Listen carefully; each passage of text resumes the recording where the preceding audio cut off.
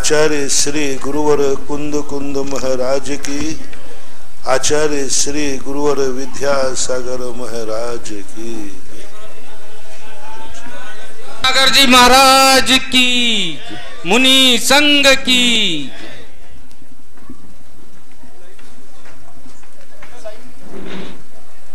सभी लोग शांति से बैठ जाए।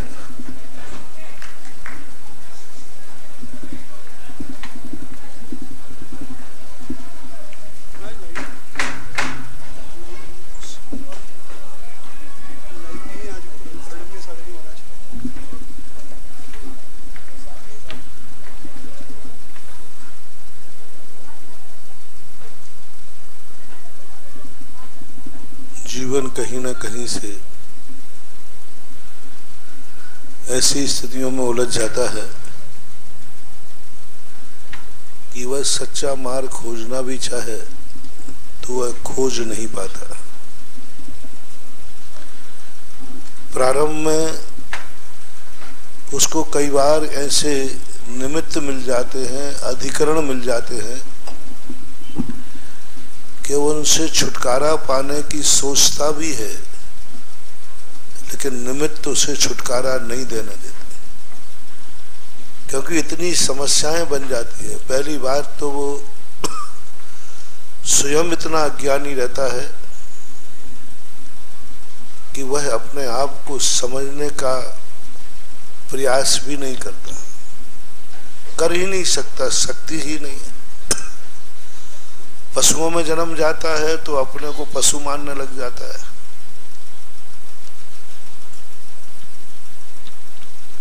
देवों में जन्मता तो देव मानने लग जाता है, नारकियों में जन्मा नारकी मानने लगा, किसी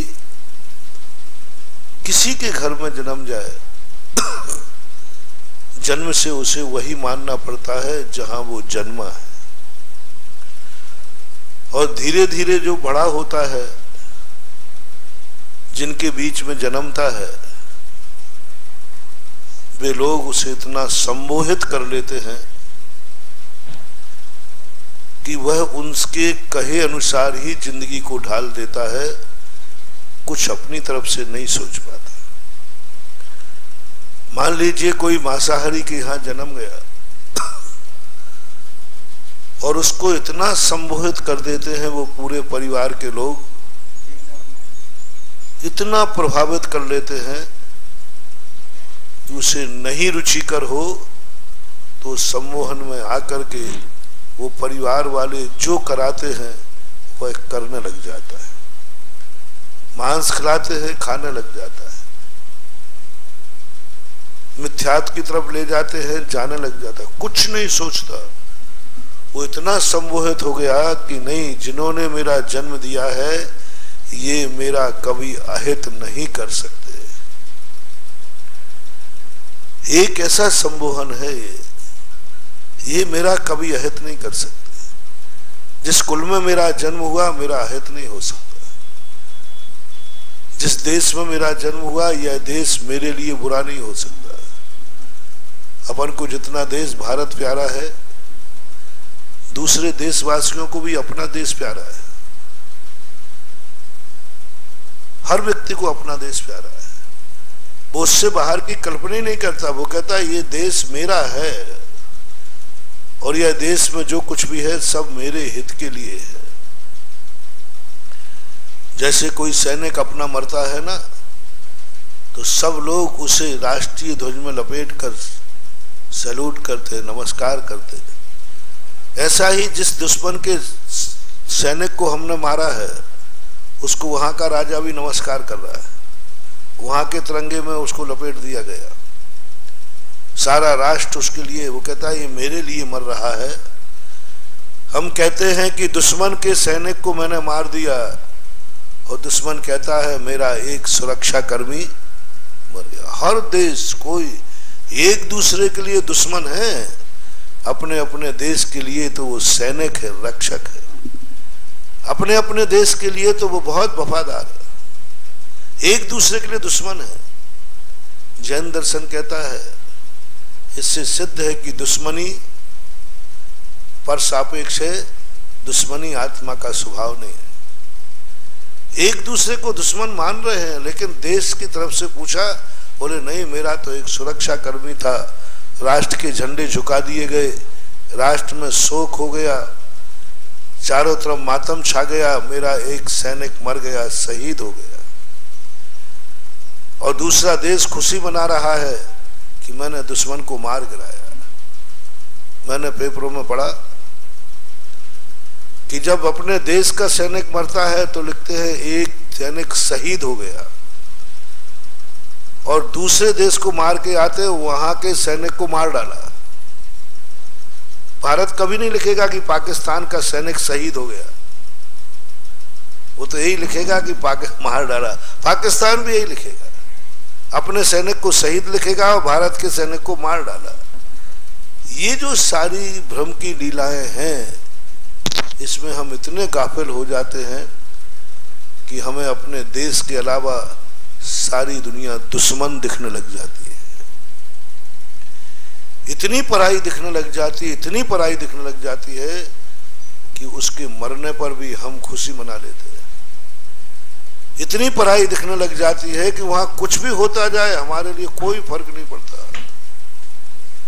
इतना परायापन, इतना मोह हमारे अंदर जाग जाता है।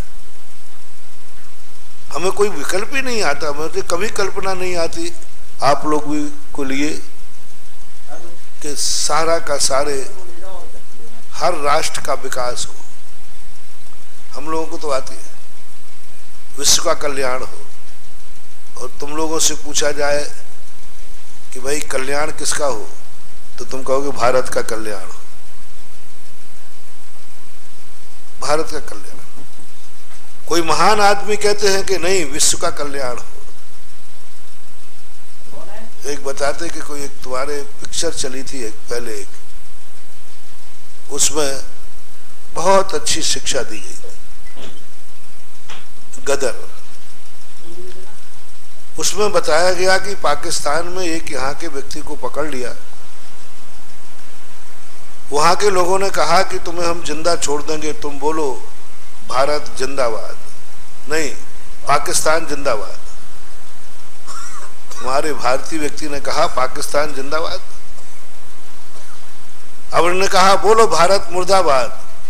बोले मुर्दाबाद जब मैं पाकिस्तान को नहीं बोल सकता तो भारत को कैसे बोलूं? कितनी बड़ी शिक्षा है। विश्व का एक भारतीय दर्शन है, और भारतीय दर्शन में ऋषि मनीषी हैं जो वसुदेव कुटुंबकम की बात करते हैं। दुनिया के किसी भी दर्शन में ये बात नहीं है।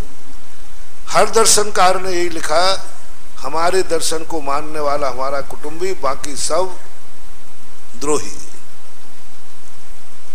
द्रोही है, तनखैया है, आदि कोई सर है। लेकिन भारत देश कहता है कि नहीं, हमारे कुटुंबी कितने, जितना बड़ा विश्व है वे सब मेरे कुटुंबी है। सन 1962 या 65 में जो हमारे लिए इतना अनर्थ करके गए थे बांग्लादेश वाले, जब वो हमारे अंदर देश में शरण लेने के लिए आए, उन्हीं के भाई ने उन पे अत्याचार किया। वे शरण लेने आए, जो ट्रेनें काट के गए थे, भारत की माटी को पैर मार के गए थे, लात मार के थूक के गए थे। लेकिन जब विपदा आई, शरण में आए, तो भारत के देश के छोटे छोटे स्कूल में पढ़ने वाले बच्चों ने अपने चॉकलेट बिस्कुट के पैसे निकाल कर दिए। 10 पैसे का वो झंडा मिलता था, शरणार्थी चाराने का 10 पैसे का झंडा स्कूलों में बच्चों को दिए जाते थे। और उन बच्चों से चाराना 10 पैसा, बड़ा चाराने का था 25 पैसा, छोटा 10 पैसे का, सब बच्चों से लिए जाते थे। और उसको लिखा था शरणार्थी टिकट, शरणार्थी झंडा। यानी भारत देश कितना उदार है कि दुश्मन भी यदि शरण में आ गया तो हमें उसको शरण देना होगी, और देते हैं। और ये परंपरा हमारी बहुत प्राचीन परंपरा है। कोई बात नहीं, मेरा दुश्मन था, आज मेरे शरण में आया है, मैं उसे शरण दूंगा। आज मेरे नरेश का क्या हुआ? पृथ्वीराज चौहान ने अपने प्रतिद्वंदी दुश्मन को 16 बार हराया। मात्र एक बात पर छोड़ देता था, मैं तुम्हारी शरण में हूं, मैं गाय हूं, मुझे छोड़ दो। अब पृथ्वीराज चौहान गौभक्त था, वो तो गाय को तो मारने का सवाल दूर रहा, जो अपने गाय कह देवे उसे भी नहीं मारे। मात्र इतना कहता था वो दुश्मन, घास को मुंह में दबा करके, मैं गाय हूं। उसने वीक पॉइंट पकड़ लिया कि गाय नाम की भी ये हत्या नहीं कर सकता, और छोड़ दे देता। छोड़ दो, यदि तुमने अपने आप को गाय कहा है। 16 बार उसने गाय कहा, 16 बार छोड़ा। 17वीं बार जब उसने पृथ्वीराज चौहान को बंदी बनाया तो क्या दशा की सबको मालूम, कैसी उसकी दुर्दशा की। यानी हमारा भारत देश कैसा है, हमें शिक्षा लेना चाहिए अतीत से। हम कसाएं बांध देते हैं, हम बैर भाव बांध देते हैं। यदि कोई व्यक्ति अपनी भूल को सुधार कर क्षमा मांगता है तो हमें तुरंत गले लगाना चाहिए। प्राचीन परंपरा में देखो, हमारे रामचंद्र जी ने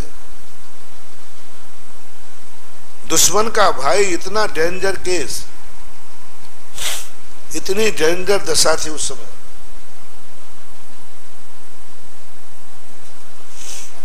सीता दुश्मन के चंगुल में है, उनका भाई विभीषण जब शरण में आया, सबने रोका।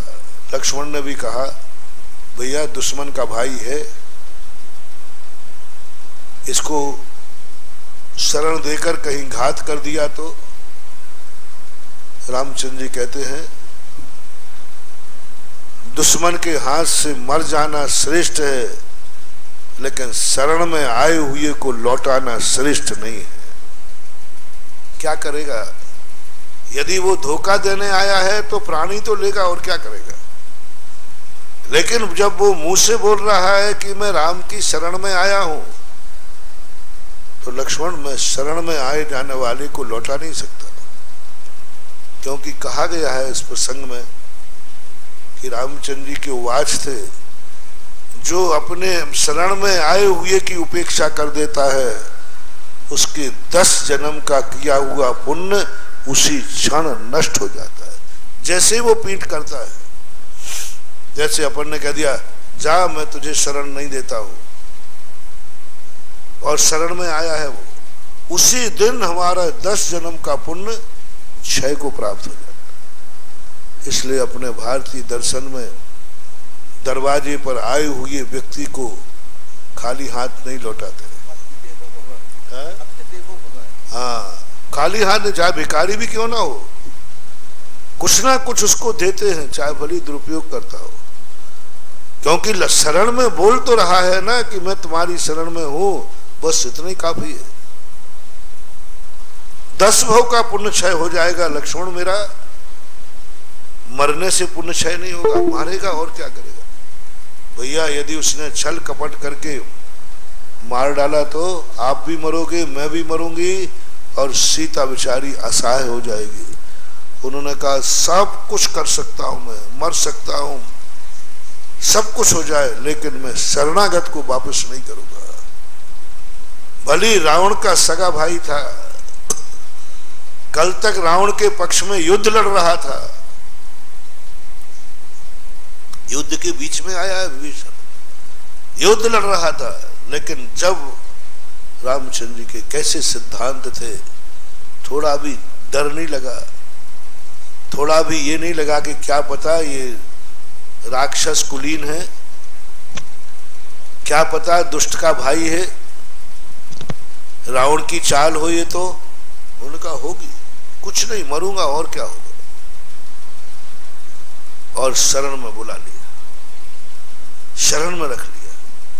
वहां इतना बड़ा संदेश दिया है कि यदि कोई व्यक्ति हमारे सहारे पर आ गया है तो हमें सहारा देना ही पड़ेगा।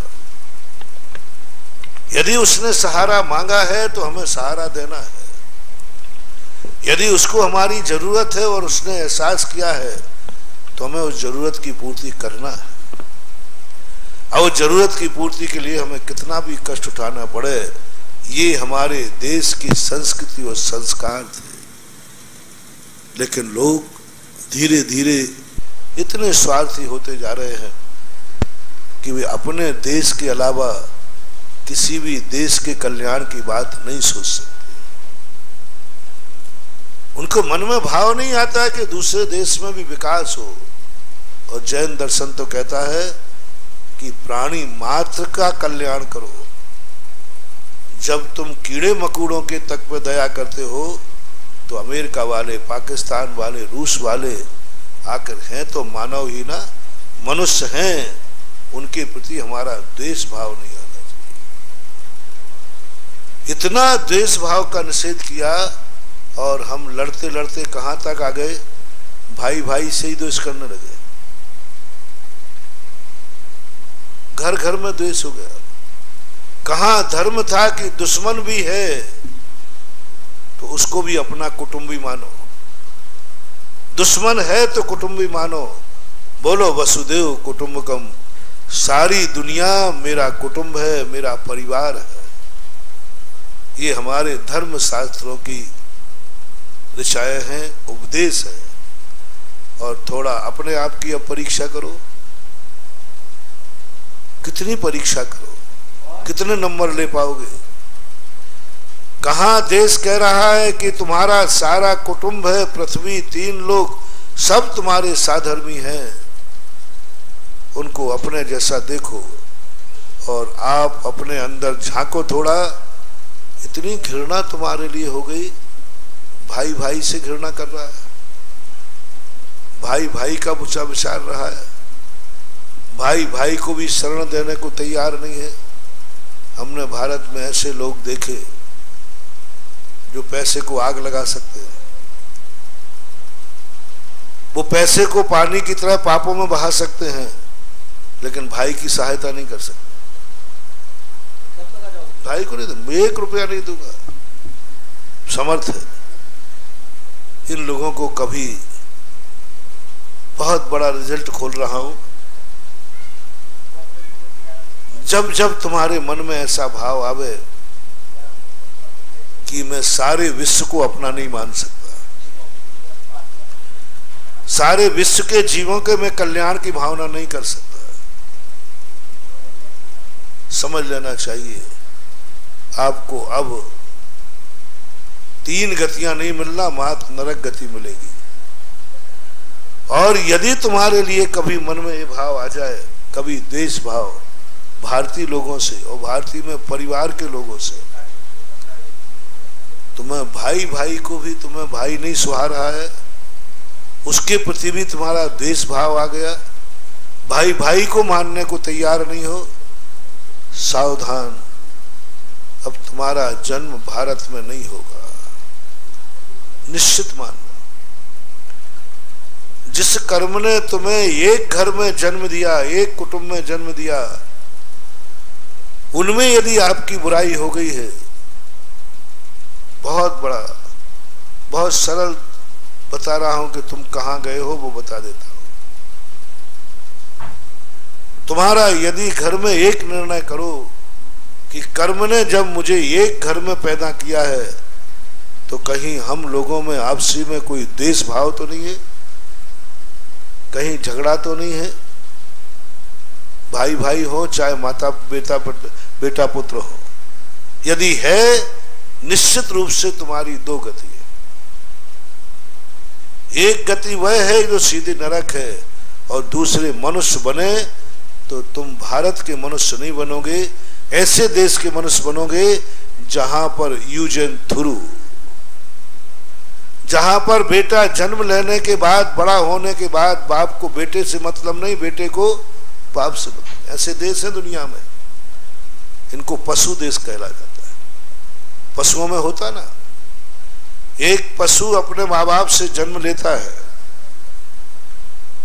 और बड़ा होने के बाद माँ बाप बेटे को भूल जाते, बेटा माँ बाप को भूल जाता। ऐसी स्थिति तुम्हारी बनेगी जब तुम, जितने लोग ये माँ बाप के पास जन्म लेकर झगड़ा करके अलग हो जाते, न्यारे हो जाते माँ बाप से, बहुत बड़ी बात समझना है।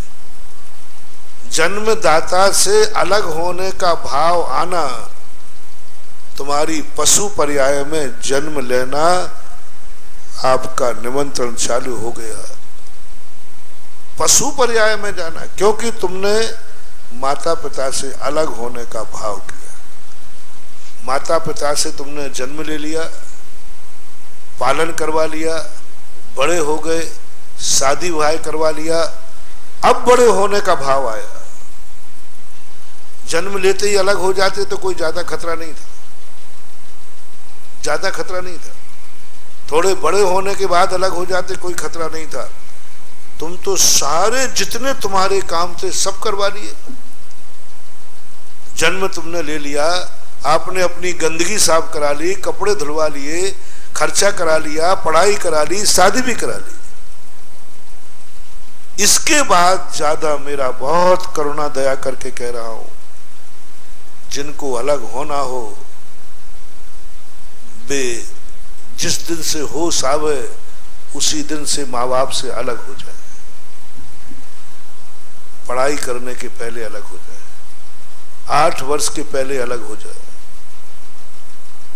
बस अलग हो जाओ, जाओ तुम अपनी जिंदगी बसाओ, कोई ज्यादा पाप नहीं लगेगा। लेकिन तुम तो उस समय अलग हो गए जिस समय तुम्हारे जितने कार्य थे वे सब पूरे करा लिए। पढ़ाई लिखाई करा ली, पैरों पे खड़े हो गए, धंधा पानी कर लिया, शादी विवाह कर लिया। अब तुम माँ बाप से अलग होने की बात सोच रहे हो, बर्बाद हो जाओगे, बहुत बुरी तरह बर्बाद हो गए।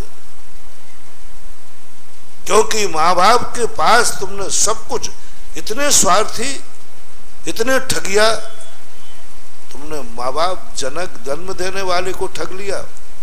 सारे कार्य अपने पूरे करा करके और फिर अलग होने की सोचते हो। कोई दुनिया की ताकत तुम्हें पशु होने से नहीं रोक पाएगी। माँ बाप का अलग करना और माँ बाप से अलग होना दोनों खतरनाक।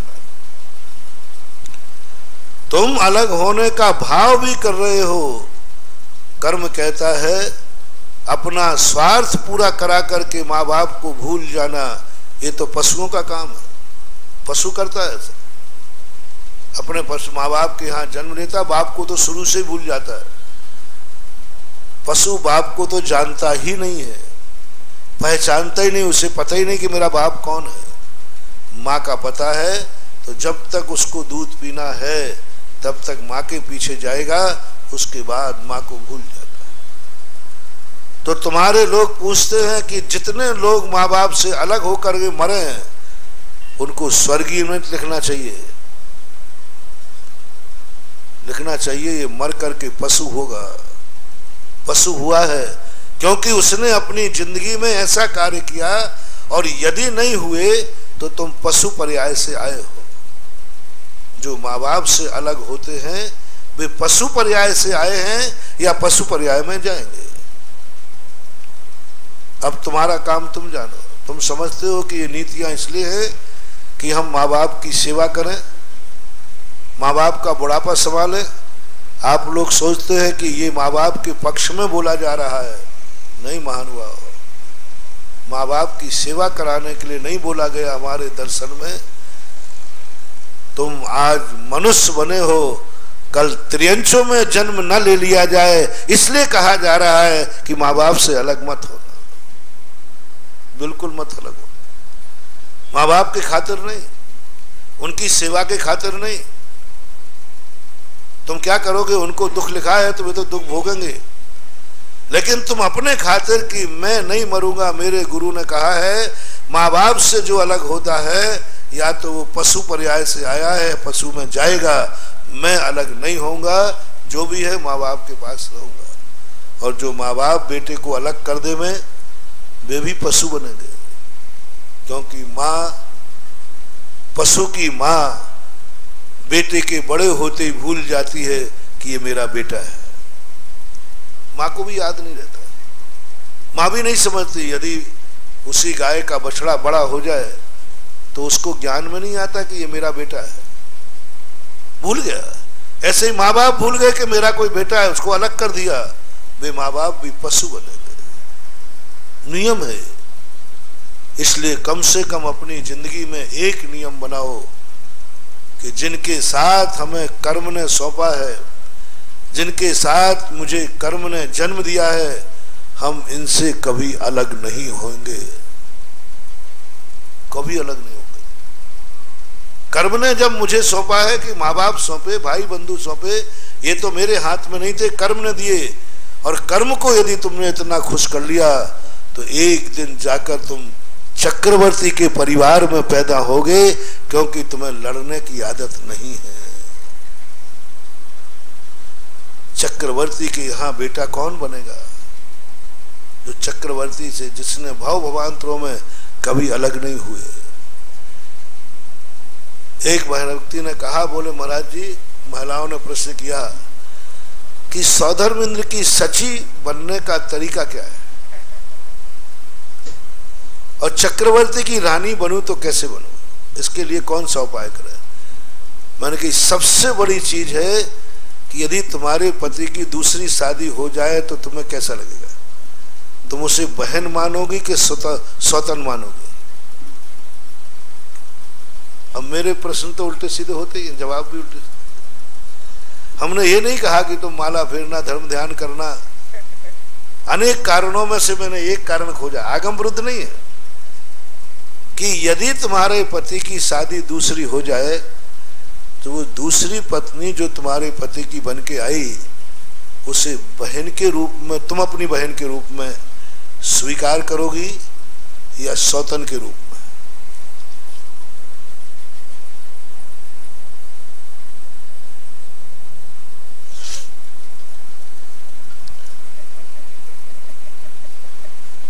महिलाओं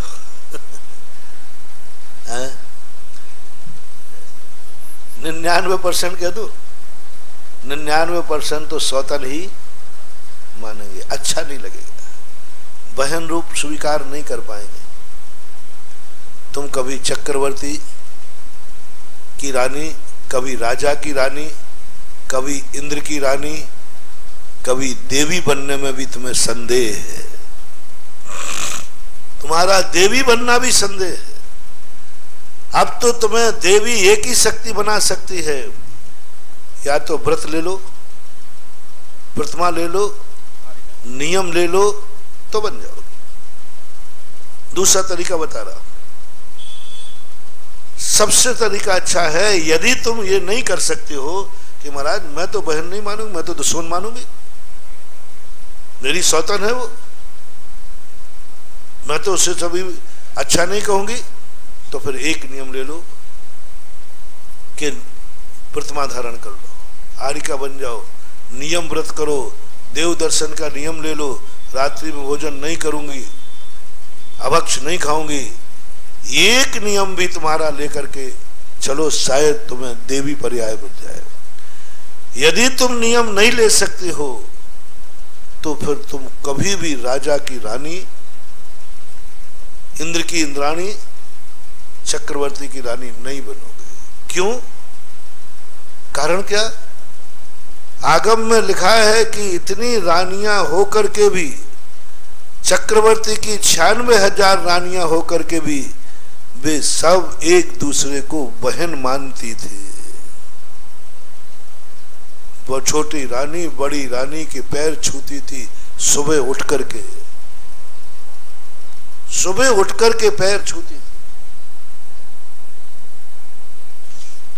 और बड़ी रानी छोटी रानी को बहन के समान प्रेम करती थी।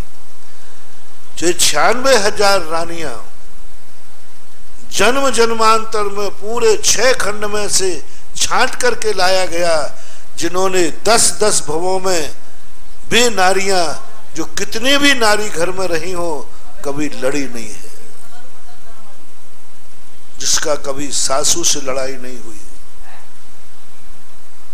सची बनने वाले को बता रहा हूं, पटरानी बनने के लिए, जिसका घर में नारी से कभी झगड़ा हुआ ही नहीं, सासू से भी नहीं, जेठानी से भी नहीं, देवरानी से भी नहीं, ननद से भी नहीं, जितने घर में महिलाएं हैं उनका कभी कभी भी स्वप्न में भी लड़ाई झगड़ा नहीं हुआ, कहा सुनी नहीं हुई, कभी पड़ोसन से भी झगड़ा नहीं हुआ, कभी रिश्तेदारी से भी झगड़ा नहीं हुआ, स्त्री जाति से कभी कहा सुनी नहीं हुई।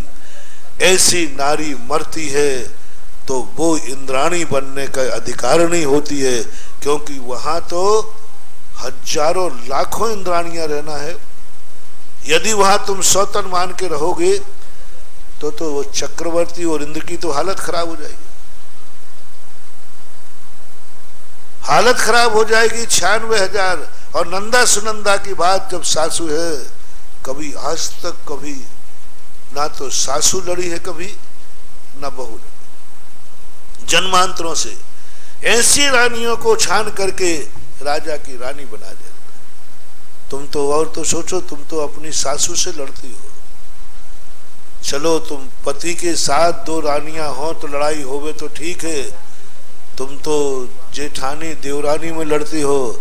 तुम कभी भी नहीं बनोगे तो किसी गरीब के यहाँ जरूर पत्नी बनोगी, जिससे तुम अकेली रहो, और तुम अकेला। राजा के यहाँ तो नहीं बन सकती। इसलिए महिलाओं के लिए हमेशा यदि उच्च पदों पर जाना है, नारी पर्याय का विच्छेद नहीं कर पाते हो, तो आप नियम ले लो, मैं कभी नारी जाति से झगड़ा नहीं करूंगी। मान लीजिए तुम्हारी स्त्री पर्याय खत्म नहीं हुई तो, स्त्री में जन्म लेना पड़ा तो सरल सस्ता उपाय, नियम करो, मैं कभी नारी जाति से नहीं लड़ूंगी। बस कभी लड़ने का भाव नहीं करो। कोई भी हो, नारी जाति मेरी जाति है और मैं जाति से कभी द्वेष नहीं करूंगी।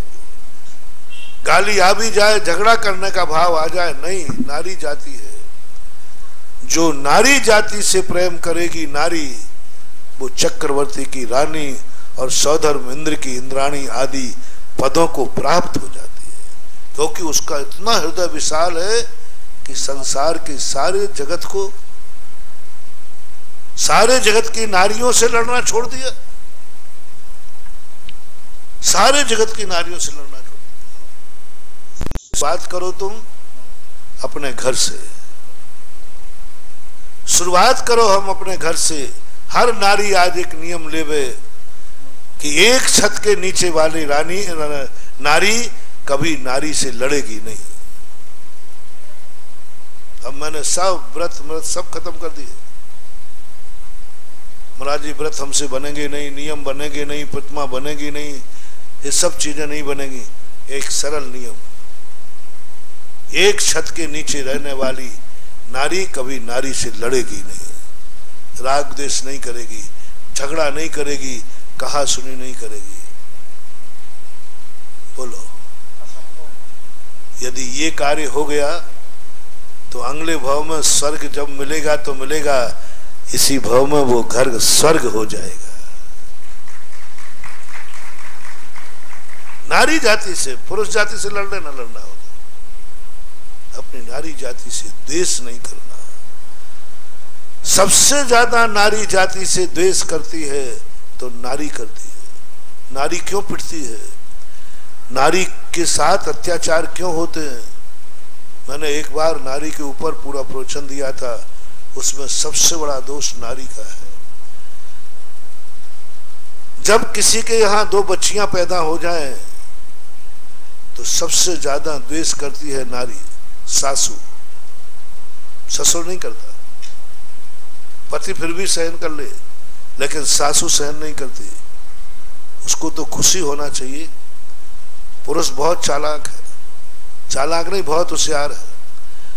जब पुरुष जाति बढ़ती है तो पुरुष खुशी मनाता है, बेटे का जन्मदिन मनाता है, बहुत खुशियां मनाता है।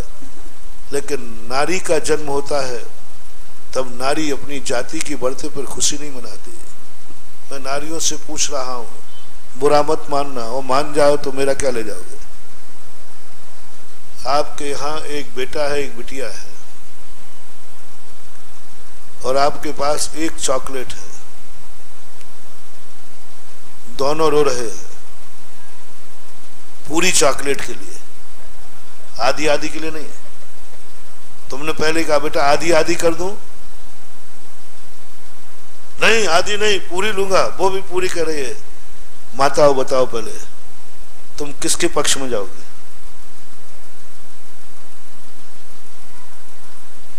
बोल दो न, मत बोलो, मुझे तो मालूम है, इनको भी मालूम है।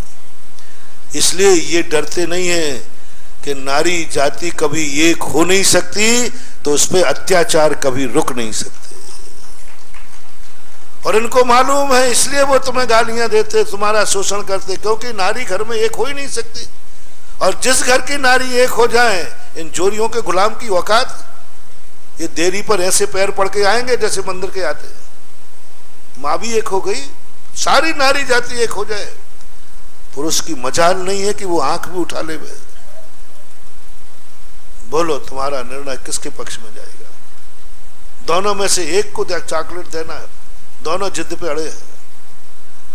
आप किसको चॉकलेट दे दोगे? बेटे को। यह है तुम्हारी जाति की सबसे बड़ी कमजोरी है।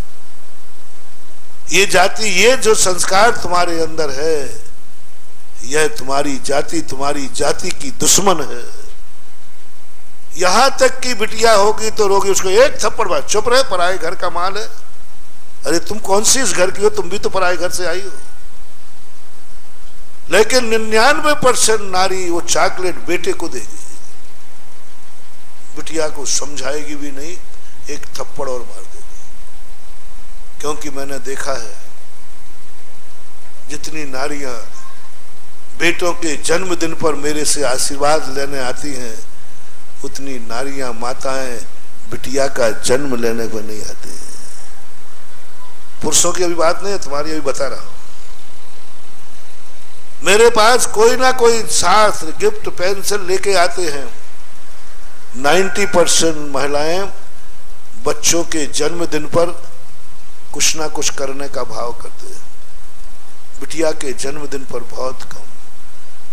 99% बेटे के जन्मदिन पर शांति धारा होती है, बिटिया के जन्मदिन पर शांति धारा नहीं होती। प्रतिदिन देखता हूं, 1-8% कभी कभी हो जाता है। 99% बेटे के जन्मदिन पर, बेटे के जन्मदिन, बिटिया के जन्मदिन पर शांति धारा महिलाएं ही नहीं कराती, कभी नहीं कहते हैं। कभी आपने नहीं झगड़ा किया होगा घर में कि जब बेटे का जन्मदिन मनाते, आपकी पुरुष जाति है तो मेरी जाति बिटिया है, मैं इसका जन्मदिन उसी जोर तोर से बनाऊंगी। कौन करेगा? जब तुम्हारी जाति ही तुम्हारा समर्थन नहीं कर रही है, दुनिया कौन करेगा? अब पुरुष से पूछता हूं, तुम्हारे पास एक चॉकलेट है और बेटा बिटिया दोनों रो रहे हैं, तो तुम किसको चॉकलेट दोगे? नहीं, पुरुष इतनी गलती कर नहीं सकता। पुरुष भी बेटे को देगा। पुरुष अपनी जाति का दुश्मन नहीं हो सकता। पुरुष अपनी जाति का दुश्मन नहीं होगा, वो बेटे को देगा, जन्मदिन बेटे पर मनाएगा, खुशियां बेटों पर लुटाएगा, शांति धारा बेटों की करेगी। इसलिए पुरुष जाति सदा प्रभावशील रही है, सदा शक्तिशाली रही है। नारियां कभी पुरुषों पर राज्य नहीं कर पाई, क्योंकि ये अपनी जाति का विरोध कभी नहीं करते, कभी नहीं करते। इनको प्यारा होता बेटा, बेटे को दे देंगे, बिटिया को रखेंगे नहीं।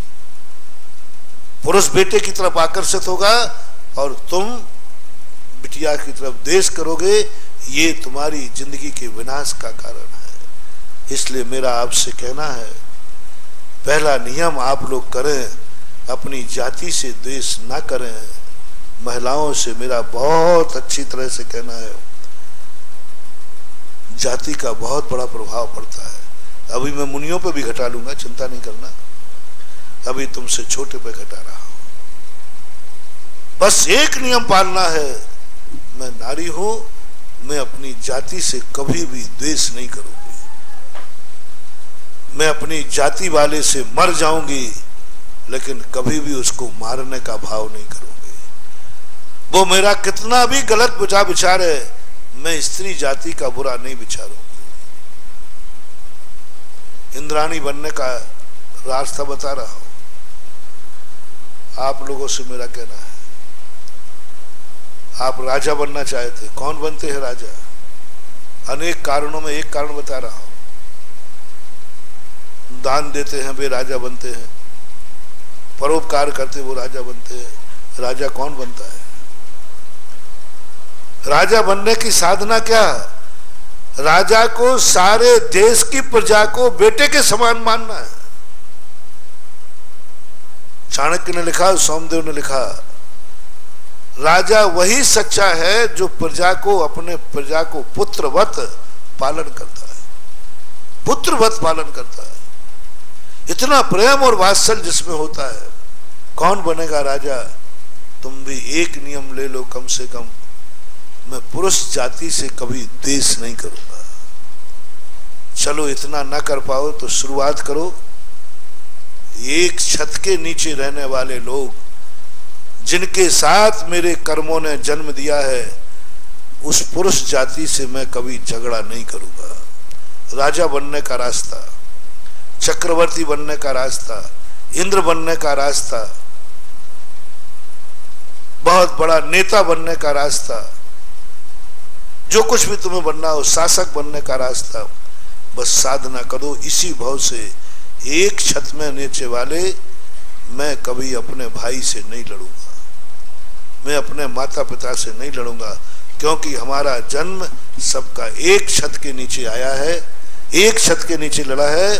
लुटूंगा लुट जाऊंगा, मारेगा मार डालेगा भाई, और क्या होगा, लेकिन मैं झगड़ा नहीं करूंगा, झगड़ा नहीं करूंगा। मेरा भाई है, मेरी पुरुष जाति है, पारसनाथ के जीव का क्या होगा? इतना अनर्थ कर दिया उसके भाई ने, बोले नहीं मैं भाई से द्वेष नहीं करूंगा, सब कुछ मिटा दिया।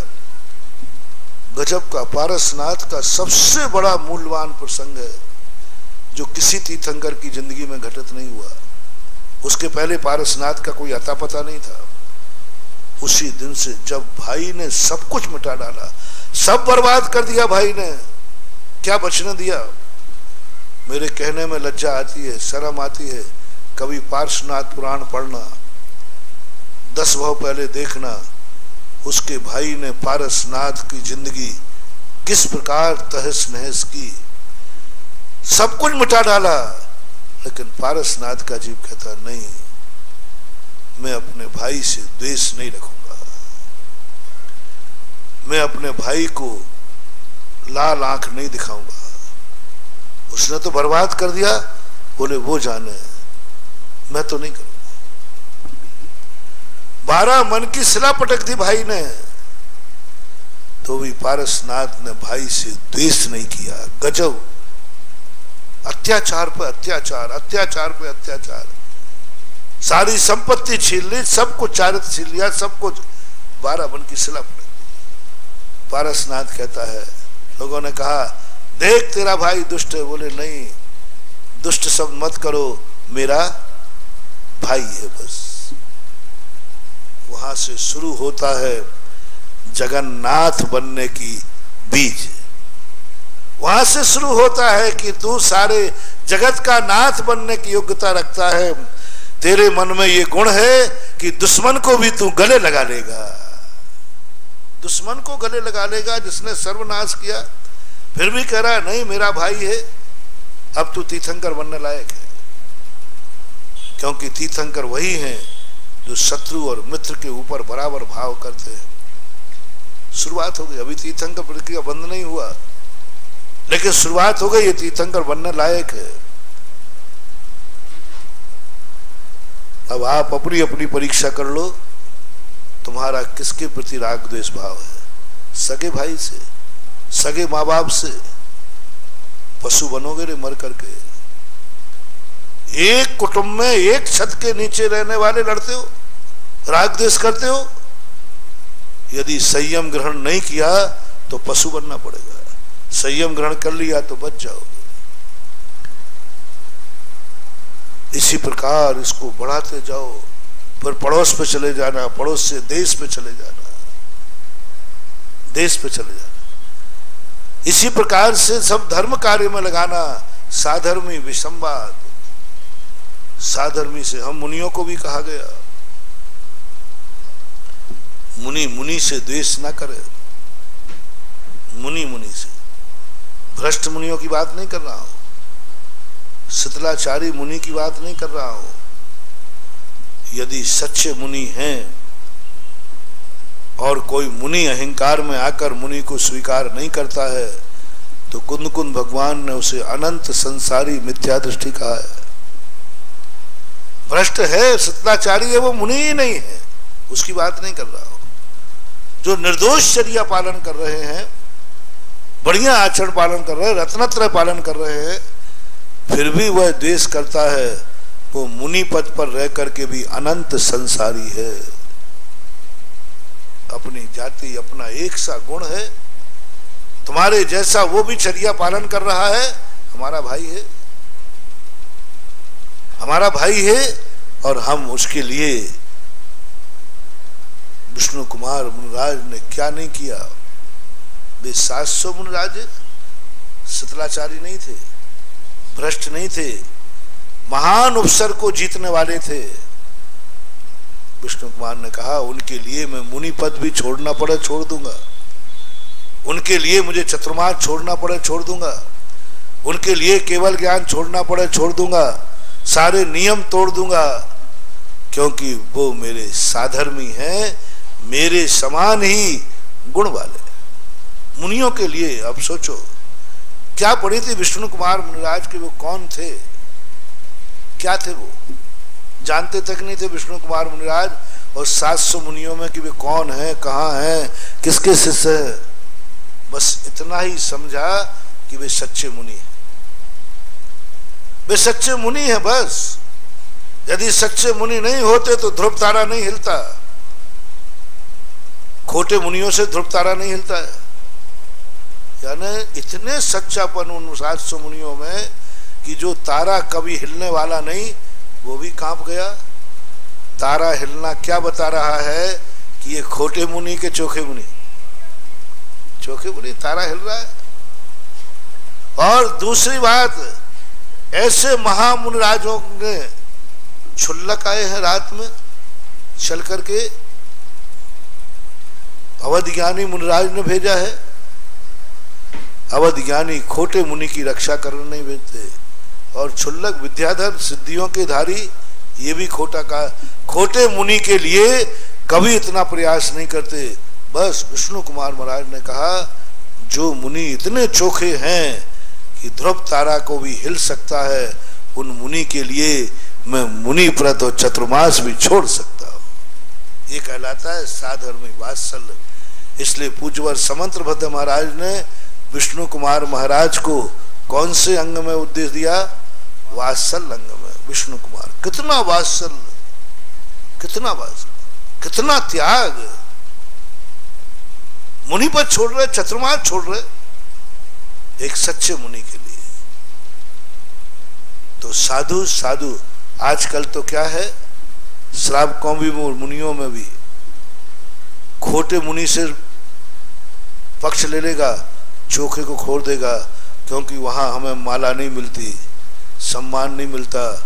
मैंने ऐसे निकृष्ट मुनि भक्त देखे हैं जो चोखे मुनि के पास उनकी दाल नहीं गलती, उनको सम्मान नहीं मिलता, उनकी बात नहीं मानते, तो चोखे मुनियों को भी गालियां देते पाए गए, चोखे मुनियों के भी विरोधी पाए गए। जो 100% चोखे है, सारा भारत जिनको चोखा कह रहा है, और उनकी आत्मा से भी पूछो तो भी कहते कि नहीं, चोखे तो है। और जिनको वो मान रहे वो भ्रष्ट हैं,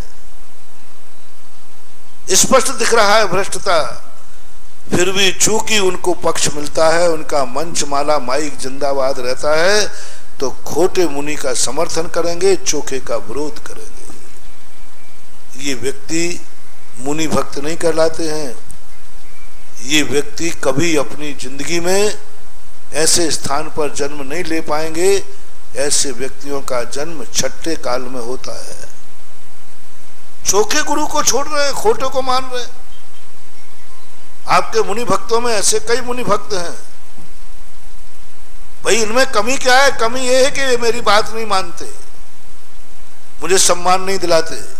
और ये खोटा मुनि, एक बार एक बहुत अच्छा संस्मरण याद आ गया। एक व्यक्ति थे, वे सज्जन मुनियों को नहीं मानते थे। वो कहते हैं पंचम काल में मुनि होते ही नहीं। तो हम लोगों ने एक बार आचार्य श्री से कहा, आचार्य श्री इनमें बुराई क्या है? वो सच्चे मुनि को खोज रहे हैं, अपन लोग सच्चे नहीं होंगे इसलिए वो नहीं मानते। तो गुरु कीजिए जान के, भाने पीजिए जान के। मैंने कहा अच्छी बात है। आचार्य ने कहा सच्चाई का थर्मामीटर क्या है? मैंने कुछ भी हो, सच्चाई गुरु ढूंढ रहा है। जितने मुनि विरोधी थे ना, इनके प्रति मेरा बड़ी श्रद्धान था, ये अच्छे आदमी है, कम से कम सच्चे की खोज तो है, सच्चे की खोज तो है। मैं कभी इनका विरोध नहीं करता था, मैं कहता हूँ अच्छी बात है। अभी समझ में नहीं आ रहा कि सच्चा मुनि है कि नहीं मानते। कम से कम खोटा नहीं खोज के सच्चे ही तो खोज रहे हैं। उनको नहीं दिख रहा है कि मुनि सच्चे, बहुत अच्छे आदमी। जब मैं राजस्थान आया, उसके पहले की बात है, मैं बिल्कुल इनको हेलो साथ नहीं, बहुत अच्छी बात है, खोजनी चाहिए, सच्चे मुनि खोज रहे हैं, खोजने चाहिए। ऐसे थोड़ी कि हर किसी को पिछी कमंडल वाले तुमको लाखों प्रणाम, बढ़िया है, खोजना चाहिए। और मेरा तो मन था कि सारे लोग मुनियों को खोजने में ऐसे ही बने। जब तक 100% का मुनि नहीं मिले मत मानो। बहुत अच्छी बात है, 16 बन्नी का सोना ले रहा है, वो अच्छा आदमी है। बिल्कुल आप लोगों से भी मेरा कहना है, बिल्कुल 100% टनाटन एकदम बट्टे वाला चाहिए क्यों। लेकिन जब राजस्थान आया तो वे सज्जन और वे नेता, आप समझ गए होंगे, खंजाइश लोग, नेता लोग, ऐसे मुनियों को मानते हुए पाए गए, ऐसे मुनियों की स्टेज पर गए, ऐसे मुनियों को हाथ जोड़े, ऐसे मुनियों को अपने स्थान पर लेने के लिए श्रीफल चढ़ाया जिनको मुनि भक्त भी नहीं मानता है। मेरा श्रद्धान जो इनके प्रति था, सोनगढ़ स्मारक वाले लोग होते ना, मैं इनको अच्छा कहता था, बहुत बढ़िया है, अच्छे मुनि की खोज करना ही चाहिए, कम से कम इतनी अकल तो है। लेकिन जब यहाँ आके देखा, ये तो ऐसे ऐसे भ्रष्ट मुनियों की स्टेज पर जाते हैं, ऐसे ऐसे भ्रष्ट मुनियों को बुलाते हैं जिनको मुनि भक्त भी मुनि नहीं मानता।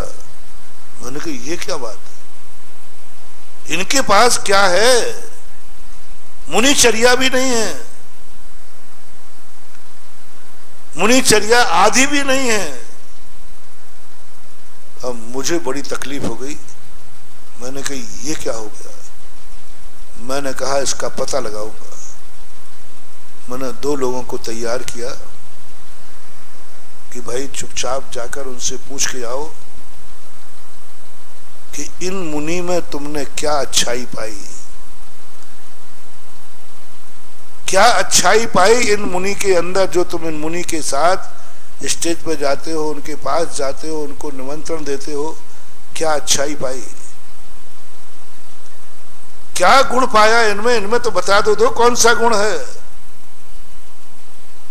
जवाब सुनना, बहुत आश्चर्यजनक जवाब। बोले हमें गुण नहीं देखना है, ये महाराज मेरा समर्थन करते हैं, मेरी बात मानते हैं और मुझे बुलाकर स्टेज पर बैठालते हैं, इसलिए मैं उनको मानता हूं। उदाहरण क्या दिया, यदि कोई हरिजन शराबी और मांसाहारी भी कलेक्टर पद पर बैठ जाए और अपनी फाइल निपटवाना हो तो कलेक्टर को भी माननी कहना पड़ता है, ऐसा ही मान लेना। मैंने कि मर गया, कलेक्टर मांसाहारी है, शराबी है, लेकिन वो कलेक्टर है और अपनी फाइल का समर्थन कराना है तो उसे भी माननी कहना पड़ता है। ऐसे ही में इन मुनियों को, ये भ्रष्ट हैं, सब कुछ है, लेकिन मेरे सोनगढ़ का, मेरे स्मारक का समर्थन करते हैं, इसलिए हमारे लिए माननीय है, हमें गुणों से कोई लेना देना नहीं। बस उस दिन के बाद से मैंने कहा ये तो सब पाखंडी है, ये सच्चे गुरु की खोज नहीं कर रहे हैं, ये तो मात अपनी बात मनवाने की चेष्टा कर रहे हैं, अपनी बात मनवाने की चेष्टा कर रहे हैं कि जो व्यक्ति मेरी बात माने वो कैसा भी हो। उदाहरण तो देखो क्या कह दिया कि कैसा भी कलेक्टर हो, फाइल मैंने इनके पास, उस दिन से मैंने जान लिया इनके पास सम्यक दर्शन नहीं है, इनके पास सम्यक श्रद्धा नहीं है, इनके पास सम्यक ज्ञान नहीं है, इनके पास तत्व नहीं है, ये जैन धर्म को नहीं मानते हैं, इनका मात्र मिशन है, एक व्यापार है, जो हमारा समर्थन करे वो कैसे भी आचरण पाले, मुझे कोई लेना देना नहीं है। महानुभाव, सच्चे की पहचान करो और सच्चे धर्मी मिले तो उस धर्मात्मा के लिए कुछ भी करना पड़े, सब कुछ करने को तैयार हो। इसलिए आज के प्रवचन की सबसे बड़ी मूली बात है, हर व्यक्ति अपनी जाति देखे,